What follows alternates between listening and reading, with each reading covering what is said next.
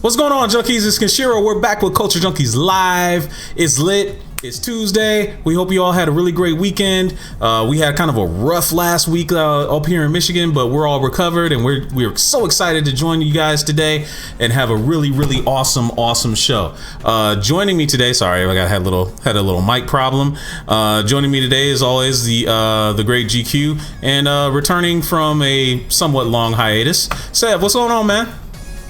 Same old, not the same old. Same old, not the same old. Yeah, that's what I'm going with. Oh, okay.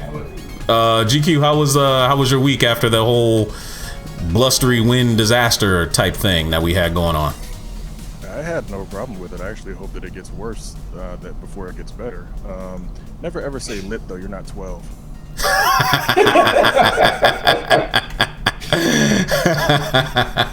I knew he'd say that. I just knew he'd say that.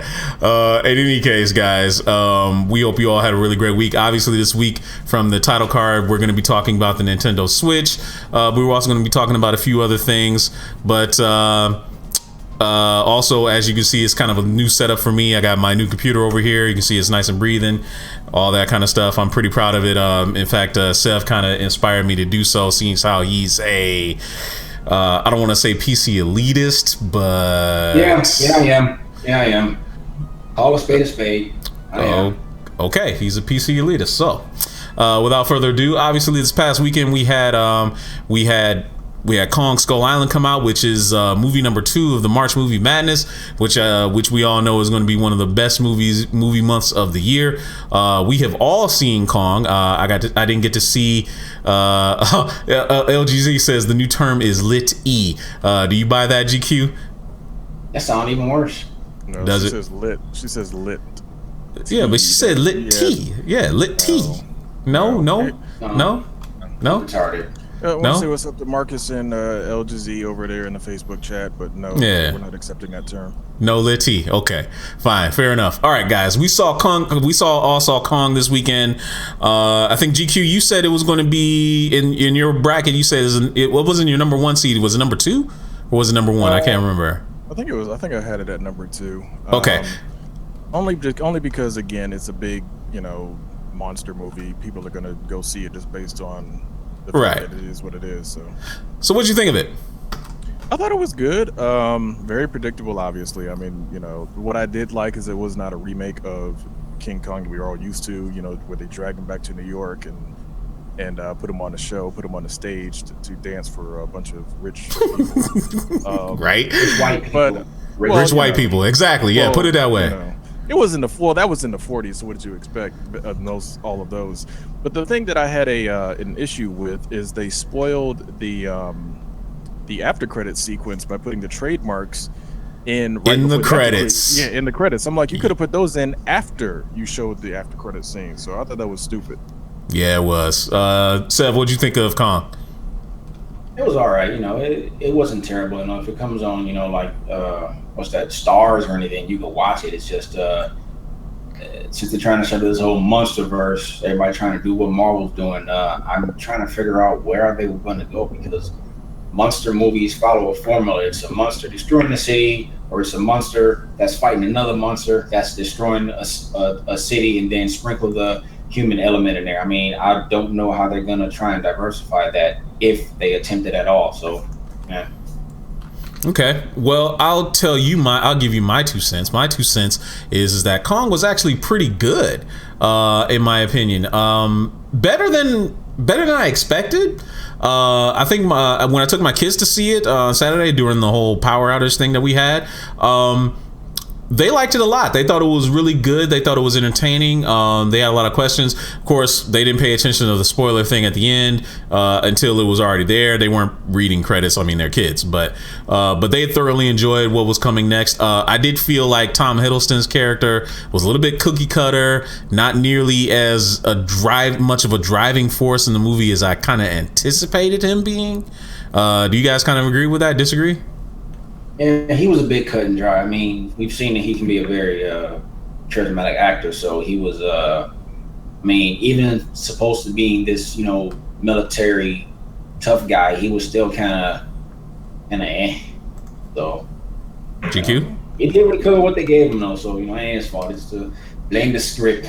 Yeah, and plus on top of that, I mean, he played it, the way you were expected to play it, as as the guy that like is always the go-to guy, in the end. And it was like, only thing I did like is I like Sam Jackson's, Ahab. Like Sam Jackson's Captain Ahab was awesome. Yeah. Other than that, whatever. Okay. To move on to some similar movie news, we had the Wonder Woman trailer drop on Saturday. This is I want to say the second full trailer that they have for Wonder Woman.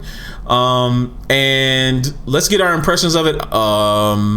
Let's start with you, GQ, because you're one of the more critical people on Gal Gadot. What did you think of the trailer? Well, before I say that, I'm acknowledge a couple things that came up in the chat. Apparently, LGZ says that Litzy is what her daughter says. So, that's her daughter. Yeah, I know. And then, I guess the other unpopular opinion is that she said that she was disappointed in Logan. A little. And then what's up to Marcus Pryor over there? But as far as the Wonder Woman trailer goes, they need to stop making trailers, because again, I don't need to see as much as they showed in the trailer. I'm going to go see it just because this is the next superhero movie. I'm just not really excited about it because they could have picked a better Wonder Woman, and I will always say that they could have picked a better Wonder Woman. I concur. So, I mean, like, what I saw in the trailer isn't going to make me any more excited about it, because it's like you're showing that you're trying to show some comedy. You're trying to, it's like, that's not what you guys do. You're not good at it, and you're painfully not good at it. Her trying to walk through a revolving door with a sword and a shield. It's like, Wonder Woman's not stupid, and stop making her out to be stupid. She might be, fish out of water in our society, or the society back then, but she's not stupid. So, the little jokes that they're trying to throw in there, it's gonna be ham-handed jokes, and it's gonna be really, really stupid, and it's not gonna work. So, I don't know. We'll see. I thought it was a decent trailer. I didn't think they really showed a lot. I certainly hope that isn't like all of Themyscira, that they pretty much just shot their wad up on that trailer, to for lack of a better phrase. But it didn't really show a lot. You didn't show Ares or anything like that. He's going to be the big bad. I still I can't really get a feel of what this movie is going to be like, and that could be a good thing, that could be a bad thing, in my opinion. Well, I'll let Sev go, and then I'll explain to you what the movie's going to be.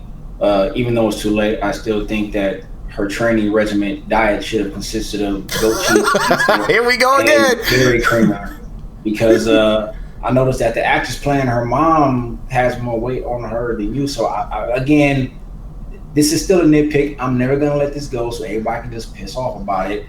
You're supposed to be this boo-boo bad Amazonian warrior and whatnot, and you look like a 13-year-old girl. My dog could whoop her. But the trailer was, the trailer was okay. Again, I don't know which direction they're trying to move me, because every trailer seems to take a different tone. So it's y'all. They need to set a tone and keep it like Stick that. with it. This trailer is about comedy. This trailer is serious. It's no, man. Just pick one and just go with it and whatnot. I'm gonna still check it out because my wife is interested in seeing it. I don't know why. But come on, you should know why. Come on now, you should know why. She's a feminist icon. Look, come on now, let's go. No. Come on. My wife is nowhere near a feminist. I mean, it's what Wonder Woman stands for women in general, man. Come on, they're gonna support this movie. What does she stand for she's supposed to be, she's empowering for women. She's strong. She's fierce. She's a warrior. She doesn't necessarily need men to rescue her. That's what it means for them. And yet she's banging Batman and Superman. Not only that. Let's get back to her original weakness was binding her hands. Yeah. Yeah. I mean, that's been really de-emphasized for a long time, but still, it's there. Let's not act like that wasn't what her original weakness was. So I mean, true. She may have evolved into this, so-called like empowerment for women, which is fine. I have no problem with that. But let's not act like that was her original purpose, because it wasn't. What's her weakness now? Penis? Well, I don't think so, man. I don't think so. Go back to what you were going to say. Yeah, Marcus Pryor brought up a point. He says he's going to watch it because he's a comic fan and he wants to see what they do. But he feels like it looks like they're going to go the whole Thor route with the fish out of water storyline, which again is exactly that, and even Captain America is kind of what they're doing with this, and it's just like, it's I call that right. And, but you know what? And unlike the first Captain America movie, he was a man in his time. The whole fish out of water thing didn't really happen until the Avengers a little bit. No, but the problem is it's the Thor story set in the Captain America period of time. It might actually be World War I, to be honest, but yeah, it is. Either way, is World War I. Either way, it's like, the story they're telling, and again, it's a comic book, so you can't get away from the fact that it's already been told before. But the problem I have with it, and here's what I think the pacing is going to be. We're going to start off with Themyscira and her training and all the stuff that we already know, and then they're going to jump to Steve Trevor showing up and her going back to America and this and that. And here's the other problem I have. It seems like her mother, at least from what the trailers are showing, is fine with her going, and doing the thing. Before, originally was always, she was reluctant and she had to hide that she wanted to, win this honor to, to take this guy back to America or whatever, be the ambassador to America. But, whatever. To change it for modern times, that's fine. But the issue I have is it's probably going to end up, you're going to have your story, Ares is going to invade America or do something or whatever. And then she's going to end up, by the end of the film, going back to Themyscira because according to Batman v Superman, she, walked away from, from man's world 100 years ago or some other BS. So it's going to be annoying. Oh, look who popped up. The great Dadakuji. He's on his way home. It is he. You guys so let's rewind real quick for the great Dadakuji since he's joining us. He's on his way home from work. Obviously he can't, he doesn't want to show us the insides of his car, whatnot. But let's rewind. Did you see Kong this weekend? I most definitely did. I thought it was pretty good for a monster movie. Okay, for a monster movie. Okay, explain that, because we had talked before, and I know you were kind of against even seeing Kong in the first place. You didn't think it was really going to be that good. How did it surprise you? Well, I'm not a big fan of monster movies because the plot is very generic for almost all of them. And all monster movies, you want to see the destruction of what the monster does, and a lot of them focus a little bit on the humans. And if they don't focus a little bit on the humans, it's all about the monsters. And therefore, it's like watching a cutscene in a video game. It's kind of pointless in my honest opinion. So most of the monster movies that I think are good have good characters, good relationships with the monsters, good relationships between the characters, a pretty decent villain, because most of the time monster movie, the monster isn't the villain, somebody else is. Mm-hmm. And those who've seen Kong, know what we're talking about if we're not giving any spoilers. But, it surprised me. It was decent, and I think it's kind of cool that they're setting up for what I like to call the Avengers of monster movies. So, yeah, I think it might end up being like Destroy All Monsters. Okay, second point. Did you see the Wonder Woman trailer? I saw bits and pieces of it. I try not to look at trailers anymore. A lot of people, you guys out there, I hate being disappointed in certain things, and I realize that nowadays a lot of trailers show way too much of the movie, and those spoilers don't bother me. When I watch a movie, I want to watch a movie. I don't want to watch, they showed this point, they showed this plot point, they showed this. So I just want to be, when July comes around, or is it June? Whenever, when it comes out, I want to be like, everything is fresh and new to me. So no Wonder Woman. I get that. Okay, that's cool. Okay, guys, now that Dido's here, and we've talked about almost all the points that we were going to talk about beforehand. Let's jump into talking about the Nintendo Switch a little bit. Now, the Nintendo Switch has been out for 2 weeks now. I think there's been it's been well documented that there's been quite a few problems with it in some instances. Frame rate drops, stuck at 900p in the dock. Not full 1080p. That's something that Sev obviously will kill them for. It's got one killer app, which is Zelda, which is kind of moving the titles. But the question I even posed in our preview was, is this another bait and switch by Nintendo? They get you really hyped up on one title, and then they might end up dropping. So let's talk about first. Is that a rhetorical question? we'll see. Maybe. I mean, we'll see. First and foremost, why is the Switch as popular outside? What could make the Switch popular outside of Nintendo fanboys to everybody in general? Let's start off. Let's give him a little sugar before we hit him with the sour. Sev, I ain't got no sugar for him. Yeah, you do. Well, come on, man. What are the merits of the Switch? Come on, man. Listen, the only thing is Nintendo's IPs. That's the only reason why these diehard Zelda Nintendo fanboys are giving. It's and before I get on that and whatnot, here's some sorrow for, okay? Let's use our brains. Stop calling this thing a console, okay? If it looks like a handheld and it smells like a handheld, it's a handheld, all right? It's a handheld, and you happen to put on this weird docking thing to play on TV. It is not a console. The person I see on the street call a console, and I'm smacking them in the face, okay? It's not a console. Use your head. Think. Just because they tell you what it is, like, process the information. Anyway, the IPs is probably the only thing that's gonna keep it interesting and whatnot. A lot of the games that are out now, some of them are original, but they released World Heroes. I think World Heroes Perfect and King of Fighters 98. I'm like, you're releasing fighting games on a handheld with no online connection, so you can't even play anybody in these online fighting games. I don't.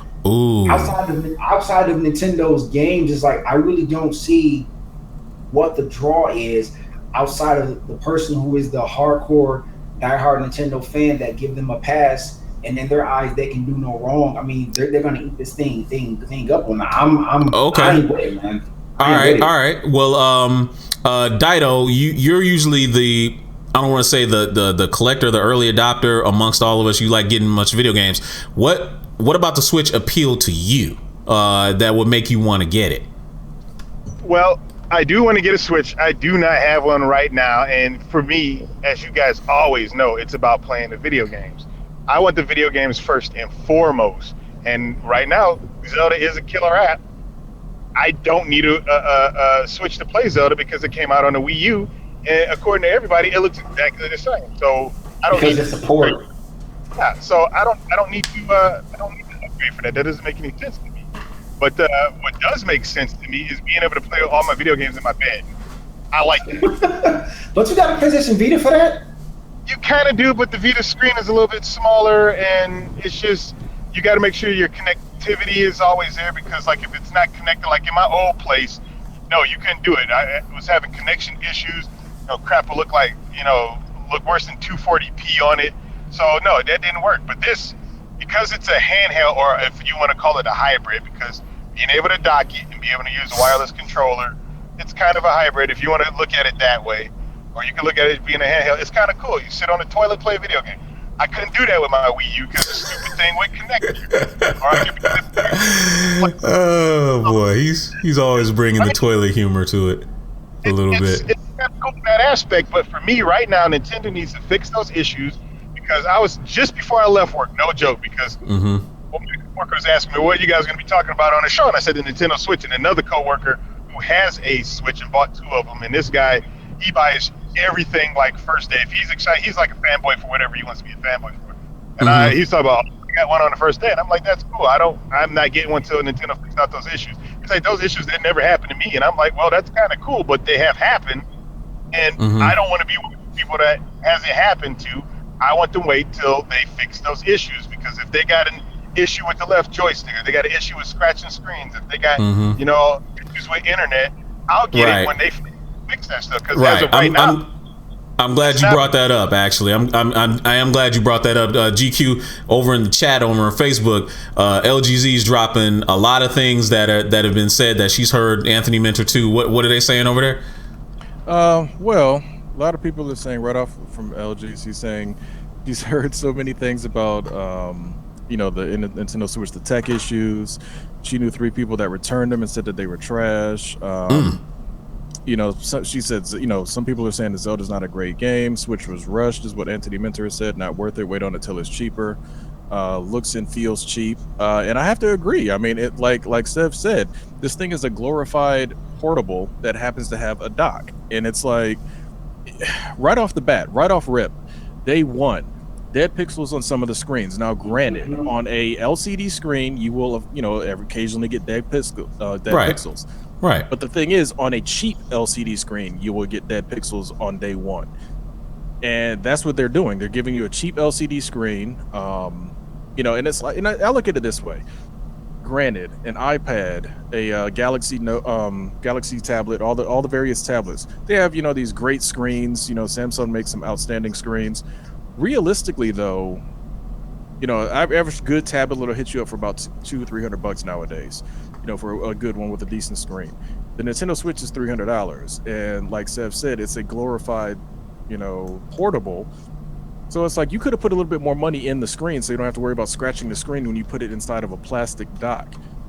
All the accessories on this thing are way overpriced. Like, there is no reason. And I saw these things that those the Joy-Cons, the two little like paddles or whatever you want to call them, should be $80. There is no come on, a DualShock 4 or an Xbox One controller is $65 tops. And it's like, at least you get some, actual durability out of those controllers. These are two little things that are like half the size of the original Wii controller. So it's like, why are you trying to sell it for $80 and the Pro controller is $80 or, whatever? They discontinued the ability to buy the dock on their website because of the fact that it was a cheap piece of crap.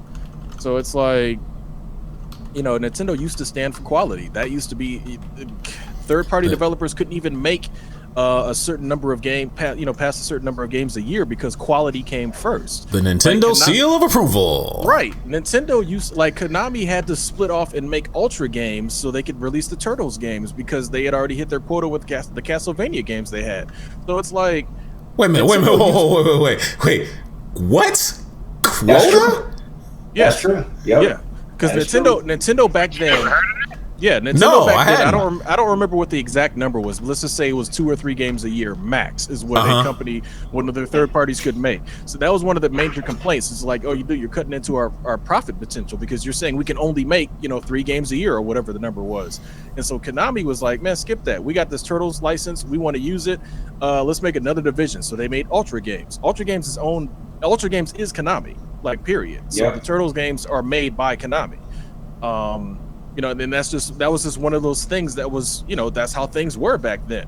But it's just like Nintendo's quality was like bar none. You could not, like, every game you bought on Nintendo back in the day in the NES days was decent. I mean, there were some stinkers, obviously. Except for the LJN games. Oh yeah, exactly. But there were some stinkers for sure. But anything from Nintendo, anything from Konami, Capcom, on down the list, Data East was good. Good quality, for the time. Now it's like they threw that out the window, man, because it's like for them to have, this is Microsoft Xbox original levels. I'm sorry, Xbox 360 levels of garbage as far as coming out the gate with major manufacturing problems. So I mean, that's kind of terrible. Might I add also to those out there that are saying that the Switch is innovative and it's breaking new ground. It's not, because back in 2010. Razer, which is a computer company, would not release something very similar to this. It had these big, stupid, goofy controllers on the side, and you could take the tablet off of it and whatnot. Go and Google it. I forgot what it was called, but it was a Razer tablet. It had this. I think the screen was like 10 to 12 inches and whatnot. So it had been done before, but it didn't sell. So outside of the HD Rumble, this isn't anything groundbreaking or new. I'm tired of these Nintendo zealots, trying to just.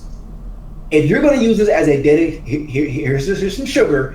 If you're going to use this as a dedicated handheld, fine, knock yourself out. All right, but I don't see this in no way competing with Microsoft or Xbox as far as the console, because it's way too underpowered.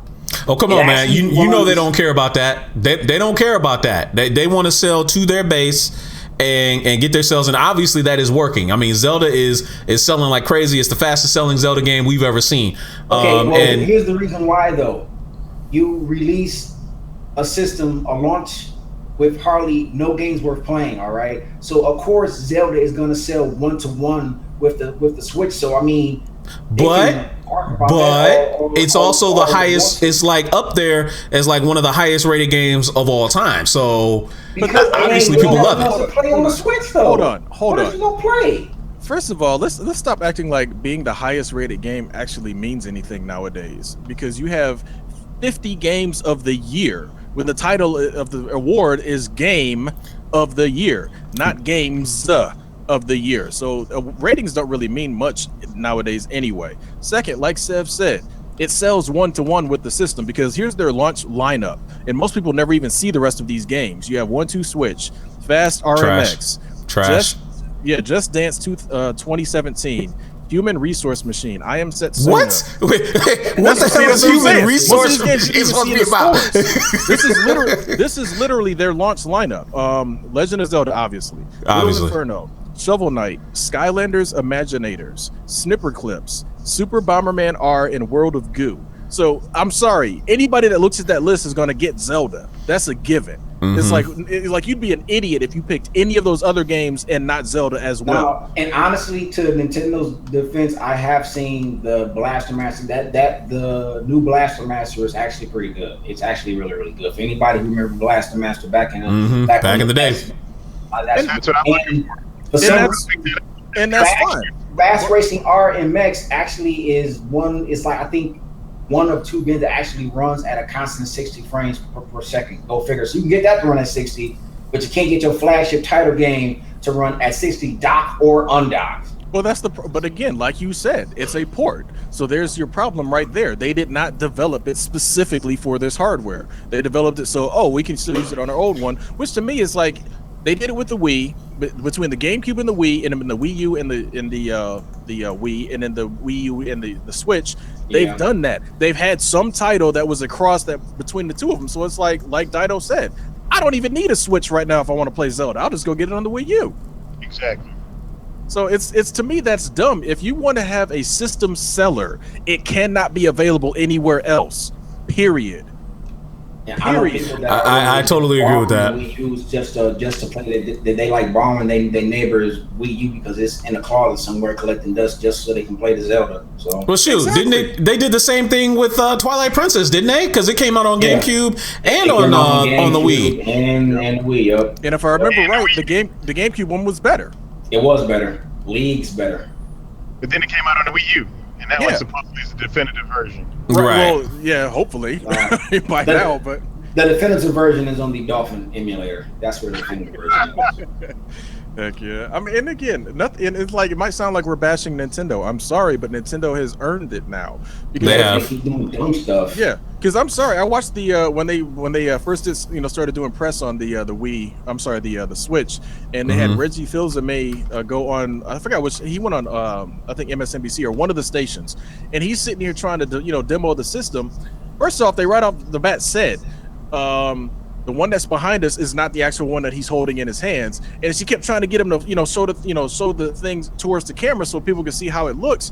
He would not do it, and it's like dude, you've done enough TV. You've done enough TV to know how to like present things when you're in a studio. So to me, it's like, first off, why couldn't you show how quickly supposedly this thing can go from from handheld to dock to screen? For one, that's one problem because it's like. Is there some type of you were worried that this one was going to like crash or something in the middle of the Switch between it was going to break somehow? Right. So I don't know. And again, you should not it's like whoever designed the dock, it's like, didn't you ever put this thing in there and then pull it out to see if there's any damage to the screen? I'm sorry, like when you manufacture a product, there's all these little things that you do to make sure that, hey, this works well. I've even heard that if you accidentally like connect the controllers upside down, you cannot. Yeah, it's like, dude, seriously? This is a kid's product. You don't think some kid is going to do this by accident at some point? Well, that might be some kind of trick on their part to try and boost phony sales because they might make somebody get a new one. I mean, I don't know, man. Whatever. I'm sorry. If that ever happened to me, I'm going to get a pair of vice clamps and Dido on one side, me on the other side. I am not giving them another $80 for another controller. We're going to find them the pieces apart. I will say this, that most people who are buying the Switch, I saw the tally on the internet, have literally spent anywhere between $500 to $600 on the Switch and accessories. So, just the Switch and accessories, not with games, right? No, the accessories games. So like this is the Switch, 1 or 2 games, Joy-Con controller, and for some odd reason, most people are going out and buying a separate set of Joy-Cons because the left one has all these weird connectivity issues. Well, not one of the guys who's the R&D at Nintendo was like, anything from a cell phone or anything with a USB 3.0 connection can interfere with the Joy-Con signal. I'm like, you guys didn't test this before you put it out? What? This is true. Go and check it. It sounds like a nightmare, man. I'm not making. The dude from Nintendo even said that some types of fish aquariums can interfere with the Joy-Con signal. Yo, wait a minute. What? Okay. All right. Yeah. That's not sounding too good. So, okay. We spit. I tried very hard, Nintendo fans, to get these guys to give y'all some sugar, and obviously we can't make this shit up. So I'm sorry, but let's try and look towards maybe a brighter future. What could be coming in the future of the Switch that might redeem a lot of these out of the gate hardware failures? Anybody? Okay, that's a tough one because the games that are coming out from Nintendo outside of Mario Odyssey are basically re-releases of stuff that was on the Switch. With Splatoon and Mario Kart, is like, if you had a Wii U, you've already played these games. So unless there's some third-party developer that's making a secret game that they plan on announcing at E3, because I said before, not on the show, but they were talking to the lead developer of Titanfall 2, and they asked him, could it be on the Switch? His reply was FUCK no, because he was like, he was like, it can't run it. It's too complex. He's like, the specs are too low. We can't run it.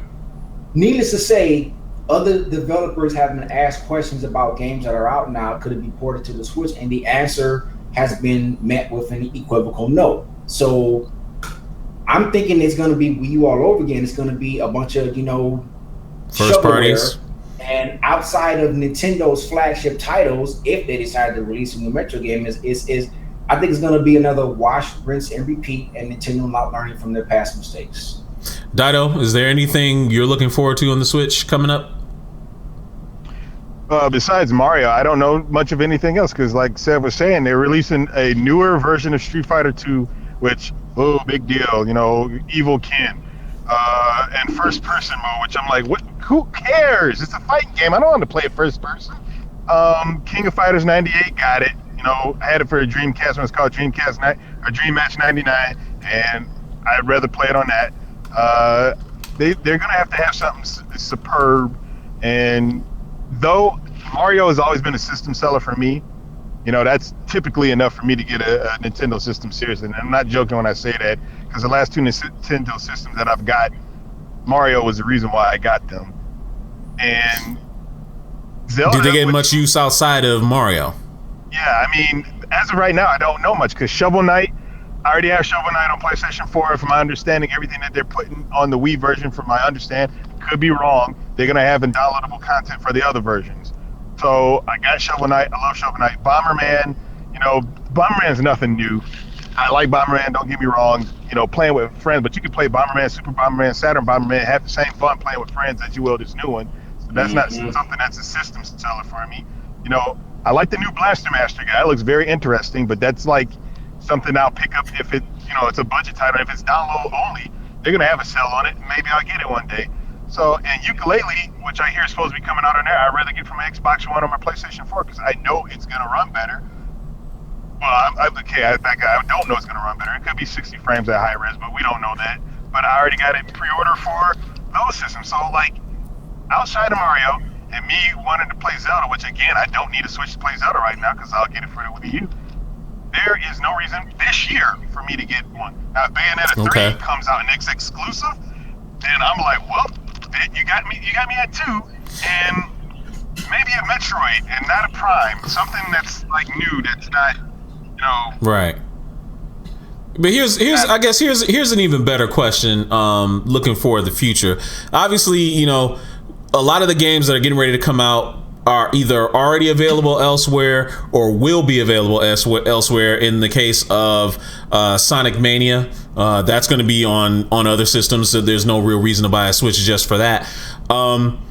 can the Switch sustain itself just on first party titles alone better than the Wii U did, or what is it going to take for third party developers to really come out with something unique? Because I mean, honestly, when you look at the other systems, when you look at the other platforms, they're a lot more complex than the Switch's gaming architecture can handle. And Sev, I think you can speak to this. Actually, no, wait, maybe even GQ, you can speak to this a little bit. But would we say that most developers have evolved past the level of gameplay design that Nintendo likes to stick to?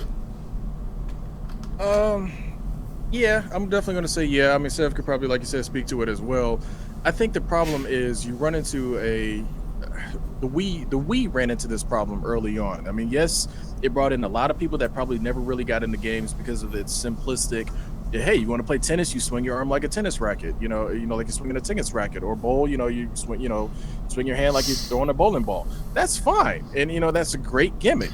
The problem is once you get into games like your Call of Duty or Battlefield or any fighting game or anything that requires more than 2 buttons, the Wii was screwed, royally screwed. And if you had any type of fairly complex navigation or movement, with the exception of having the nunchuck controller, which again, playing with your hands separated when when all of us have gone through decades of playing like this, there's a problem. So it's like the developers and then Nintendo wanted everything once the Wii U came out. Oh, we got to put some touchscreen functionality into it. No, you don't. You do not need that touchscreen for every freaking game that comes out. Like Arkham Armored Edition or whatever it was.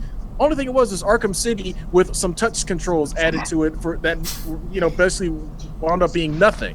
So Nintendo's problem has always been, at least recently, that they want to have some type of gimmick. And it's like, look, if I'm a developer, even if I'm EA with unlimited money, I don't want to spend an extra couple of $1 million trying to figure out how I'm going to downplay my game that I made to work for this little niche market system that only 100,000 people are going to buy. So I'm sorry, Nintendo has put themselves in this box and they got to live with it. Dido and or Sev, would you say Nintendo's penchant for liking simplicity is slowly killing them? I'm gonna let Dido go first, but before I do, Dido needs like a lion fur wolf coat on him and like a crown. He look like a king, just like sitting there. Touch me, my lion cape. No. So is that killing Nintendo? No, Nintendo's not gonna die ever.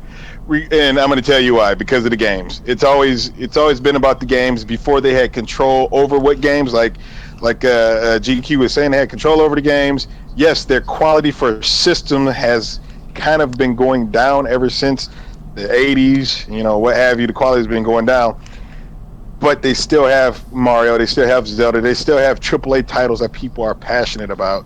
And because the DS or the 3DS or whatever, Nintendo's been kicking ass with all the handheld systems. So even if their console making days are over, which you can say, according to Sev's definition, it's not a console, is over, they still kick ass with the handheld market. And that's probably what they're trying to target right now, is because the 3DS is probably still doing well. I think they're going to start transitioning into less 3DS games, more Switch games, maybe. You might see a 3D Switch, because that technology can be used on any kind of screen, where you can have a big ass screen that's 3D and then you put it on your dock if you got a 3D TV and you put the glasses on. I don't know, I'm just throwing stuff out there. That's probably not going to happen.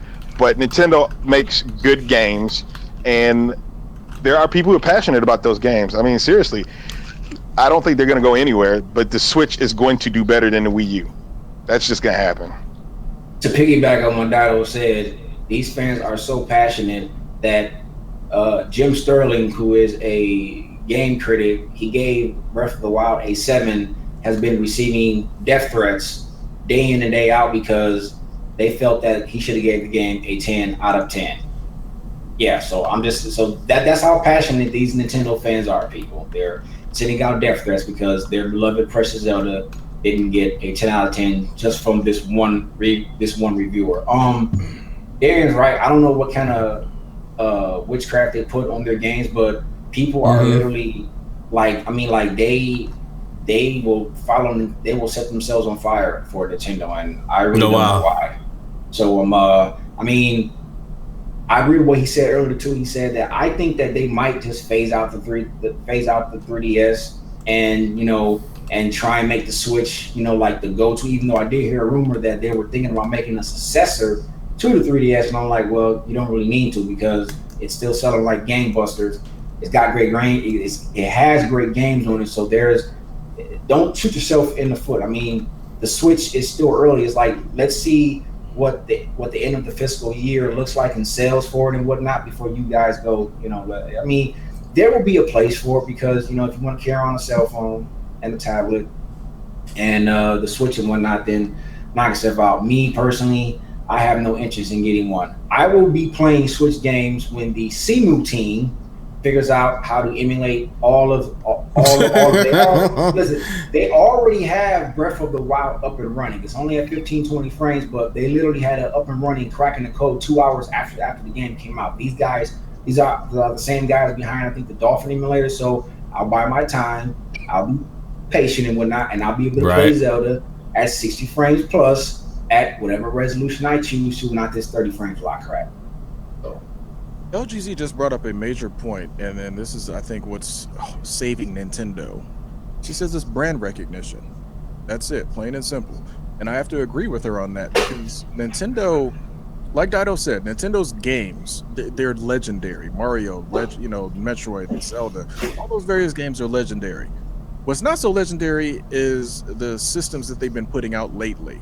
Now, granted, the Wii U is the biggest selling system of all time, and that's fine. The problem is if you tried to really put out a catalog of what are the best Wii games, you got maybe 30 games there tops out of a potential 500-600 games or whatever that came out. 1,200. Oh, so even that, so 30 games out of 1,200, it might have been sold well, but the system still sucked at the end of the day. So it's like, and here's the problem I have with the Switch, and this is where Nintendo is being short-sighted. Right off the gate, they came out, instead of giving you a Nintendo ID or like a gamer tag like Microsoft and Sony have done, you're still using those outdated, antiquated, back from the Wii product code or customer code or whatever the heck they call it, like the 12-digit code you got to exchange if I want to add you to my quote-unquote friends list. You have no apps like YouTube or anything that all the other systems have pretty much become standard. You can't even transfer a save file on this system, and still no achievements. Right, that's the dumbest thing I've ever heard in my life. You literally, the save is completely locked to the system. So if you decide hey, the Switch breaks and you were like about to get to Ganon or whoever the the boss is in Zelda, guess what? You got to start all over. So it's simple stuff that they still are not, because they are so deathly afraid of piracy. It's pathetic. It's like, dude, nobody cares anymore. They're gonna crack your system, just like Sev said. Somebody's already got an emulator working for your flagship title on this one already. People are gonna do it. You can't get around it. Just understand that the average person ain't pirating your games. Okay, let's stop having that stupid fear and start doing some simple things that every other system is doing. That's what pisses me off the most about Nintendo. They act as if, oh well, we can't have anyone be able to access the save file. Shut the hell up. It's my save. Damn, it's my damn save. If I want to put it on a thumb drive, I'd put it on a thumb drive. Right. Yeah, I mean, some of the most basic stuff off the Switch, like even doing the whole save file thing, like locking it to a system, like that's literally lack of complete foresight. Like, what the fuck were they thinking? Like, seriously, like people really want to get locked to one system or not be able to maybe take their save file or just back it up or something like that, or heaven forbid there's some kind of a system failure or something like that. They're fucked. If that happens. According to the Nintendo fans, is Nintendo logic, and you don't question Nintendo logic.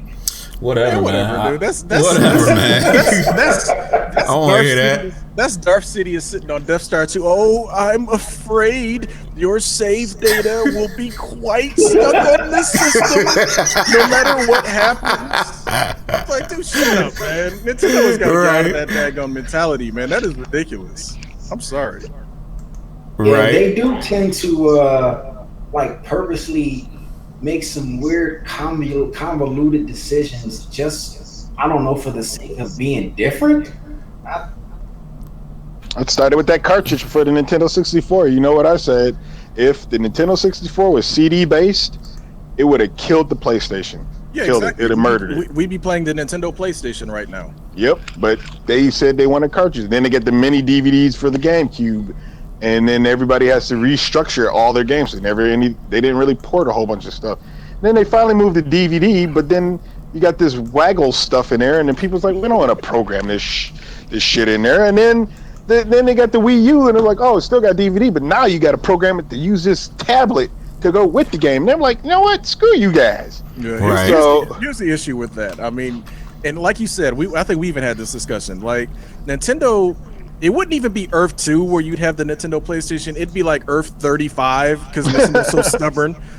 Like, it would take 35 decisions or, branches off of that, that potential decision to get to the Earth where they actually did, the CD-based Nintendo PlayStation. So, I don't know, man. Again, like I said, we all grew up with them, loved them with, with the NES, the Super NES. The 64 was outstanding with GoldenEye and a lot of things, but once the GameCube came in and you saw that they were, that they were going to be super stubborn and trying to, act like they're still the, the gods of the video game realm, and it was like, dude, you guys are behind the times. Get with it. Right, totally behind the times, and I obviously they are more than content to stay there, behind the times. Okay, what would get you to come over to like buying a Switch? What, like, if there was a perfect world, no tech problems, everything was absolutely perfect with a Switch. Like it ran 60 frames per second, had really good resolution, frame rate, constant frame rates, and all that. What would bring you to buy a Nintendo Switch? Well, for me, and I think Mr. Waffles would agree with me because we are both fans of this franchise, it will be Monster Hunter. I really, really enjoy that series, but I'm not playing it on a handheld because the screen is too small and my fingers cramp. But I bought a Wii and a Wii U just for Monster Hunter. That was the only reason why. Once I got my feeling, and when I sold it on eBay. So, but Monster Hunter, like if it was a good handheld and it ran great, 60 frames, and they bought out a Monster Hunter game, that will convince me to buy one. But we're not in that time just for that one game. Yeah, I'm a huge Monster Hunter fan, man. Love that series. Okay. All right, Dido, what would make you buy it? I mean, you said you mostly buy it anyway, but what's the one thing that you'd want to definitely see on the Nintendo Switch?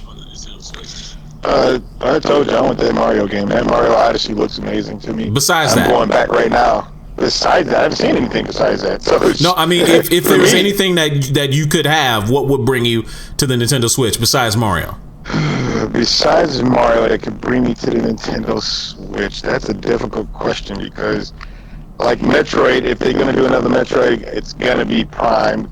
I don't see them doing a 3D third-person Metroid because they tried it with the one for the Wii, and though I didn't have a problem with it, the fans hated it. Star Fox wouldn't bring me in because I like Star Fox. I don't know. They fix their bugs and give me a Mario game. And there's nothing else that I can think of because I haven't seen anything else. And just going on Nintendo franchises, I like them all, but none of them are. Besides, I mean, that Zelda looks impressive, but you already heard me talk about that one.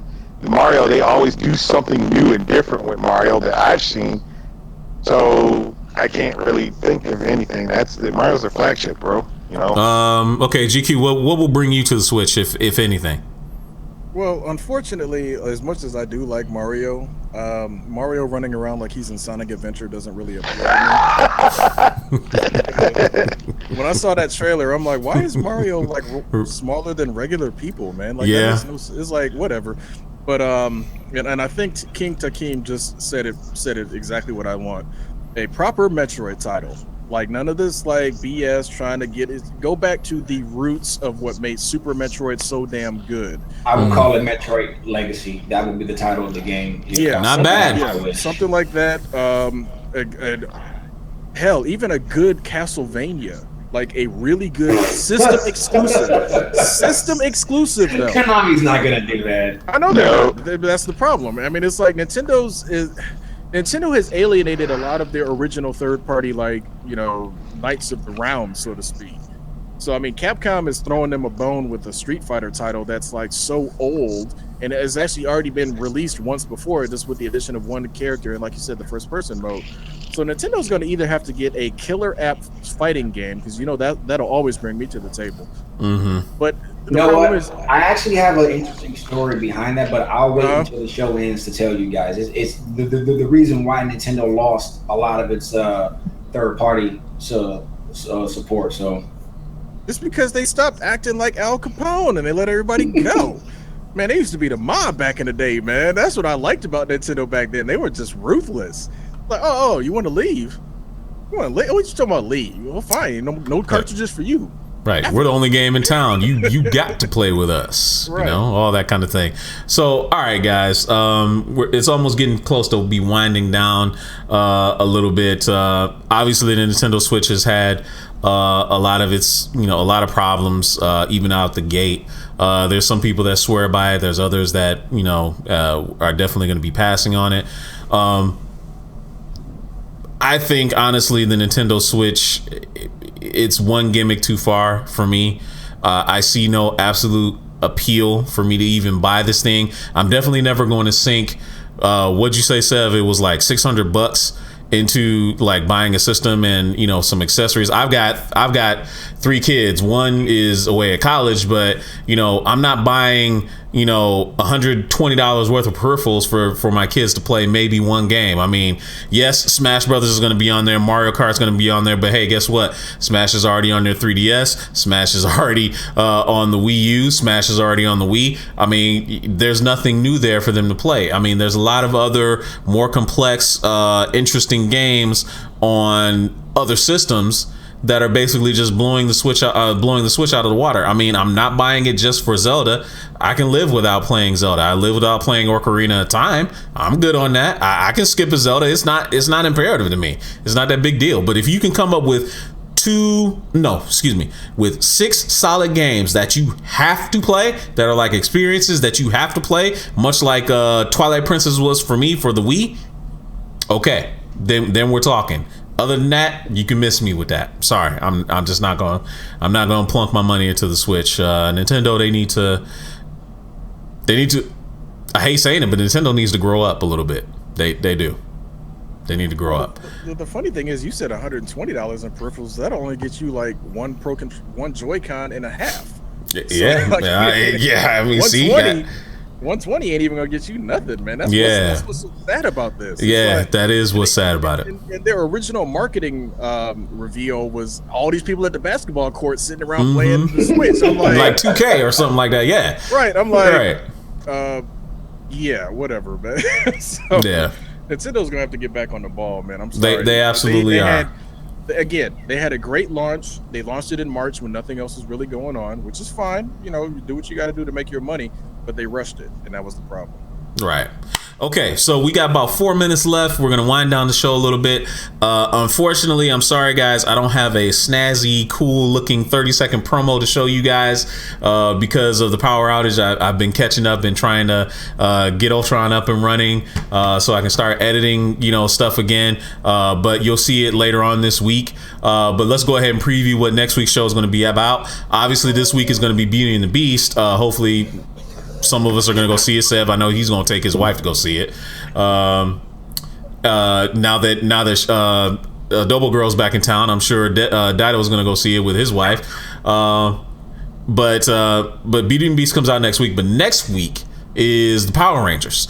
So I wanted to talk a little bit briefly about the Power Rangers, what it's meant to us. But honestly, I wanted to direct the discussion to what would we have liked Power Rangers to have been like when the concept first came out. What is our ideal Power Rangers? Is it the suits? Is it just the badass martial arts action? Is it the robots or stuff like that? So I'd like to talk about that a little bit. Also, what's making the rounds in the news right now is all this backlash over Marvel's Iron Fist that's getting ready to drop this Friday.